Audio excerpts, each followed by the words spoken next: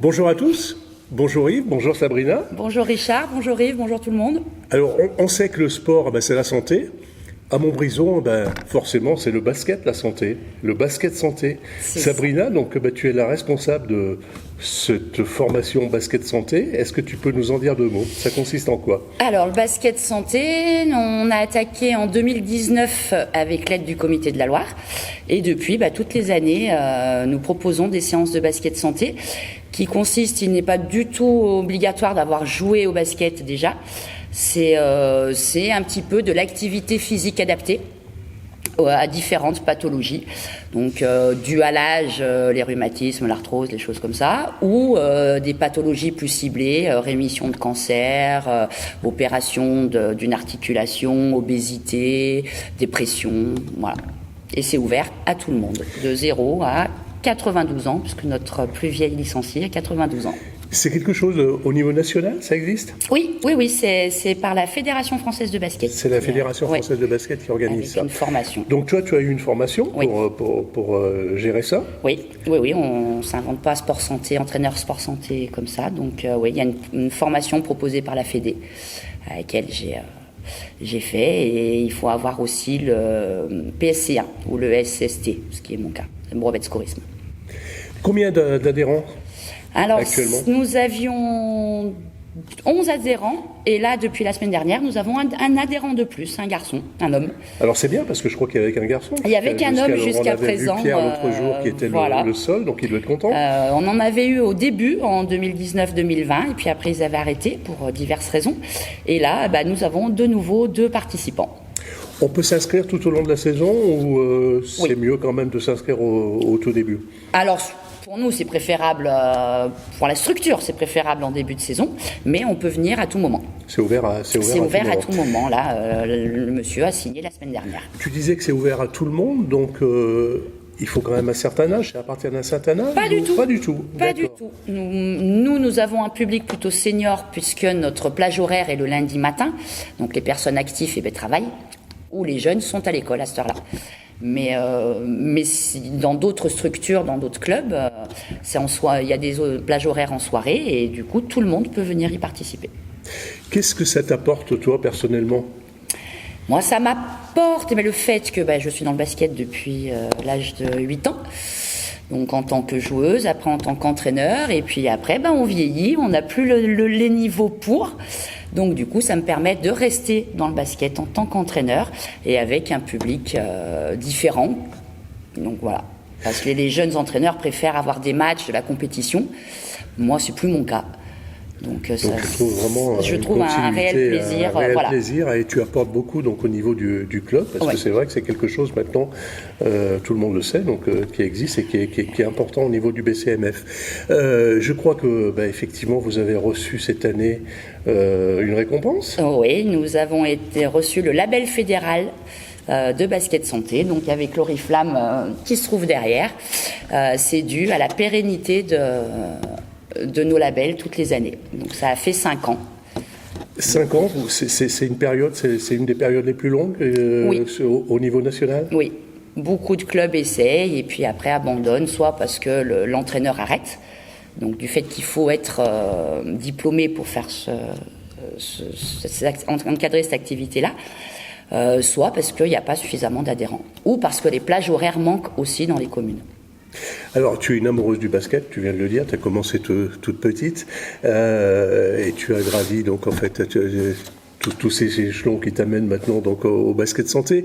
Comment tu vois cette équipe du BCMF cette saison? De la Ligue 2? Oui. La Ligue 2 jeune, ambitieuse et volontaire, surtout. Vu leur jeune âge, je la trouve très volontaire. Tu as assisté au dernier match? Alors de chez moi, parce que j'étais pas en super forme. Donc grâce à Montbrison TV, j'ai regardé le match contre Aulnois de la maison. Un début de match difficile. Et puis après, ça l'a fait, quoi.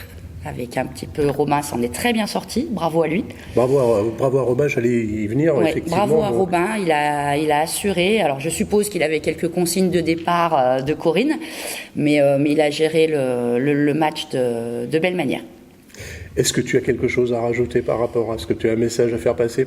Eh bien, s'il y en a qui ont envie de faire du basket santé, quel que soit leur âge, pas besoin d'être basketteurs, qui ont juste envie de faire un petit peu de sport, eh bien, ils sont les bienvenus le lundi matin de 10h30 à midi. 10h30, midi, salle du Bruc. Alors on va laisser maintenant la parole à Yves, et non pas Yves et Corinne, mais Yves et Robin, puisque c'est, comme tu viens de le dire, Robin qui a coaché samedi. Assisté, donc, enfin, qui a managé donc, l'équipe en l'absence de Corinne qui était alitée. On lui souhaite d'ailleurs un prompt rétablissement. Mais effectivement, donc, je rejoins ce que tu disais pour féliciter Robin. Oui, vraiment. Parce que c'est vrai qu'il a apporté vraiment en plus. Il va nous en dire plus au micro d'Yves. On leur laisse la parole. Merci en tous les cas, Sabrina. Merci à vous tous et puis bonne journée. Bonne journée à tous. Bonsoir Richard, bonsoir Robin. Bonjour à tous les deux. Bonjour. Bienvenue à tout le monde et ravi de vous retrouver, bien entendu, comme tous les lundis. Alors, aujourd'hui, nous sommes avec Robin, l'homme providentiel du club. 2 coachings gagnants, un à Voiron, un face à Aulnois. Donc, bravo déjà Robin. Alors, juste avant de commencer peut-être le débriefing, des nouvelles de Corinne? Des nouvelles hier de Corinne, encore un peu fatiguée, mais ça va de mieux en mieux, donc elle sera prête pour revenir sur le terrain. Une semaine de récupération. Et elle sera prête pour revenir sur le terrain à fond. Très bien. Alors, retour sur cette soirée. Alors, une soirée réussie, malgré un horoscope défavorable, mais la fête fut belle sur et hors du terrain. Alors, horoscope défavorable, Michael a blessé, Manaël sorti du grippe un peu difficile, et Corinne alitée, donc c'était pour toi encore un grand soir, et certainement avec du stress, tu vas nous en parler après. Alors sur le terrain, on l'évoquera, mais alors moi ce que je voulais insister, c'est dans les tribunes, et avec le fan club et un public extraordinaire, une ambiance extraordinaire. Des célébrations. Alors, la célébration, c'était une nouvelle académicienne à Montbrison, Chantal Borowczyk, qui a toujours été très efficace et dans la discrétion, que ce soit avec les garçons ou avec les filles. Alors, elle continue son parcours avec beaucoup de ferveur. Bravo à elle. La célébration, Pierre Daho s'était déplacé pour honorer et donner le trophée à Corinne de meilleur coach de Ligue féminine 2 de la saison dernière. Donc c'était encore un moment très intéressant. Et au niveau des académiciens et académiciennes, on s'est aperçu qu'il y en avait pas mal du club qui étaient réunis autour de Chantal Borowczyk, Nicole Loriguet, Sylvie Lacaille, Jean-Marc Boisvieux. Donc Montbrison, quand même, est un lieu fort, une place forte du basket. Déplacement de Pierre Daho, alors des personnalités, président du comité de la Loire, l'ex-présidente Madame Zantard, et Pierre Daho qui était là avec M. Ruiz, qui est président du syndicat des entraîneurs, je crois, qui était pour honorer Corinne. Donc Pierre Daho, on ne le présente plus, c'est le grand monsieur du basket français. Il a été directeur technique national, entraîneur de l'équipe de France, champion de France avec Tours dans les années 75-76, dans ces eaux-là. Le monsieur basket qui en plus fait pour l'Afrique, qui était le monsieur Afrique du basket, donc, et qui a trouvé à Montbrison une ambiance extraordinaire. Il n'est pas spécialiste basket féminin, mais je lui ai quand même demandé un petit peu son avis à la fin. Il a été étonné par l'ambiance, par la fraîcheur du jeu proposé par les filles de Montbrison, qui ont vraiment été... il a trouvé ça magnifique. Et il est reparti avec de la lumière dans les yeux et vraiment hyper satisfait. Donc c'est tout à l'honneur, encore une fois, du BCMF. Et il a complimenté l'organisation et l'ambiance de la salle. Voilà, donc ça c'était pour mon baratin de début, mais je tenais à le signaler un petit peu. Alors, le match. Alors, une constante emprise sur la rencontre. Vous êtes allé crescendo, tout le match. À part au début, il y a eu ces replis défensifs qui m'ont un peu gêné, mais t'as pris un temps mort au bon moment. Maintenant, écoute, je vais te laisser un petit peu t'exprimer, mais je voudrais savoir tes sentiments avant la rencontre avec ces petites contrariétés. Mon sentiment avant la rencontre, c'est que alors déjà j'ai appris une heure avant le rendez-vous, un peu plus d'une heure avant le rendez-vous, que Corinne n'était pas là parce qu'elle était vraiment malade, grippée. Donc là, ça m'a mis un premier coup de stress et en réfléchissant un petit peu au match, à ce qu'on avait travaillé dans la semaine, j'ai pris un deuxième coup de stress en me disant qu'on s'était jamais entraîné à 10 cette semaine, que Manel était grippée, qu'on avait des joueuses blessées comme Michaela. Donc il y avait beaucoup de moins qui m'ont amené du stress, mais une fois lancé, le stress est parti parce que j'avais confiance au groupe et aux filles que j'avais mis sur le terrain et ce qu'on avait fait surtout la semaine avec Corinne par rapport au travail de préparation. Alors, la défense, une nouvelle fois, le point fort qui a servi de tremplin à des offensives bien menées.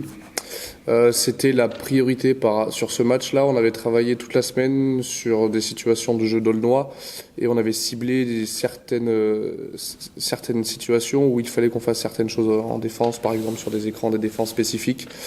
Ça a fonctionné. Après, on s'est adapté pendant le match. On a changé deux, trois choses qui fonctionnaient pas parce que tout peut pas être parfait du premier coup. Donc les filles se sont bien adaptées et puis elles ont répondu présentes, surtout en défense, ce qui a permis d'aller relativement vite. Le point négatif en défense, c'est ces replis, comme tu disais au début. Donc sur le temps mort que j'ai pris, on a corrigé ça par rapport à la gestion du repli, gestion de la balle et des joueuses non porteuses. Les filles ont bien réagi, ça a été mis en place et puis corrigé. On a senti qu'il y avait eu un gros scouting sur cette équipe qui a des individualités extraordinaires que vous avez réussi à bloquer. Donc ça, c'est le travail d'un assistant. Donc bravo à toi. Je suppose que tu as scruté ça de belle façon. L'autre satisfaction, c'est avoir retrouvé un axe 1-5 qui avait un peu flanché à Toulouse et qui, là, a été... encore une fois rayonnant. C'était qu'un accident. Ouais, c'était important de montrer notre vrai visage par rapport au match qu'on avait fait à Toulouse, parce que à Toulouse, il y a eu beaucoup trop d'erreurs qui ont fait que déjà qu'on perd et puis qu'on a fait un match vraiment pas correct du tout sur 3 quarts temps.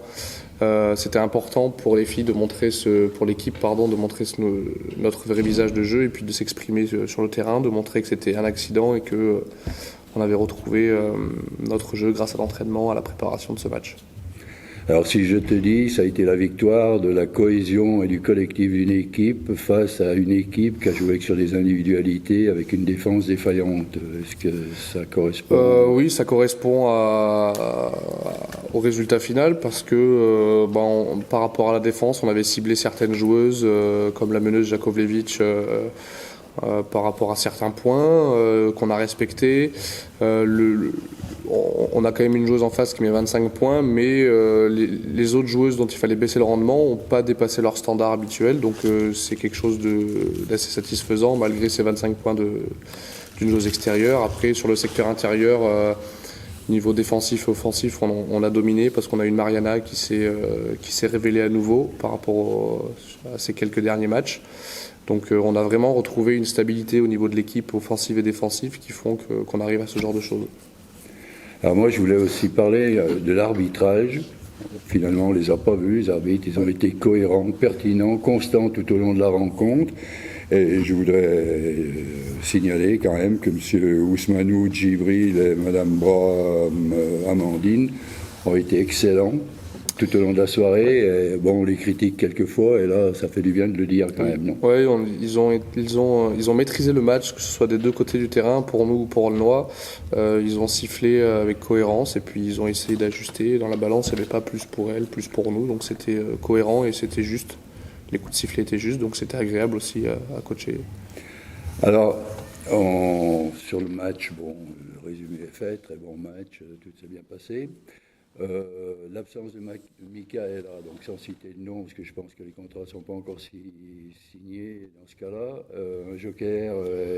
On cherche, on a plusieurs noms maintenant. Il faut qu'on peaufine tout ça avec les joueuses et puis on devrait trouver sous peu de temps un joker. Il y aura donc un joker pour. Oui, on cherche un joker pour pallier l'absence de Michaela. Ouais. L'avenir. Cette semaine, les filles sont au repos. Elles ont quand même un travail physique pour garder la forme individuelle à faire de leur côté.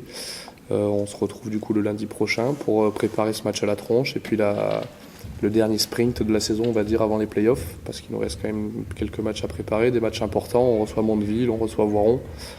Tous les matchs sont importants, même déjà le premier, commencer par le déplacement à la Tronche, avec le club en plus qui a mis en place un Alors c'est ce que j'allais dire, voilà. Donc je vais le signaler un petit peu. Il y a un quart de supporter, le fan club qui est très actif à Montbrison sous la houlette de Pépette, a mis en place un quart. Donc c'est 10 € le quart plus 6 € d'entrée, je crois, du match. Si vous souhaitez participer et venir, il y a un numéro de téléphone, je vous le signale, 06 32 11 34 51. Donc vous êtes les bienvenus, n'hésitez pas à appeler. Et ça va être un match, je pense, la Tronche tourne bien actuellement, Montbrison tourne bien actuellement, ça va être un match équilibré et engagé. J'espère. On va le préparer au mieux, et puis comme on a fait pour les autres matchs, et puis on verra ce que ça dit. Il n'y a que le terrain qui parle de toute manière, donc on verra en fonction de la préparation de ce match. Est-ce que tu veux rajouter quelque chose ?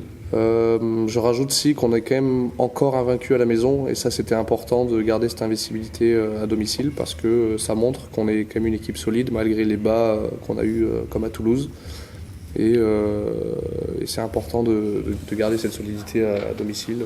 Ça montre un petit peu aux autres équipes que venir gagner à Montbrison, c'est pas chose facile. Alors moi je voulais quand même signaler que tu as passé un week-end à 2 victoires. Ouais. Victoire en Ligue 2 et victoire en pré-national filles.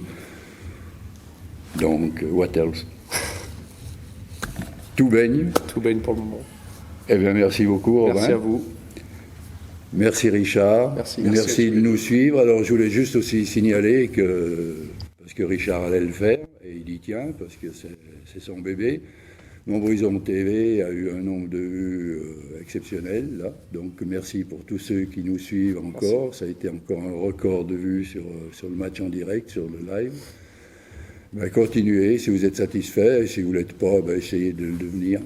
C'est tout ce qu'on peut vous souhaiter. On va essayer d'être à la hauteur. Et n'hésitez pas à partager sur les réseaux sociaux et à faire savoir qu'il existe une télé locale qui retransmet donc tous les matchs à domicile en direct, et puis qui fait ses émissions, donc tellement attendues maintenant tous les lundis. Merci Robin. Merci. Merci Yves. Merci Robin, merci Richard, et merci à tous. Et bonne semaine.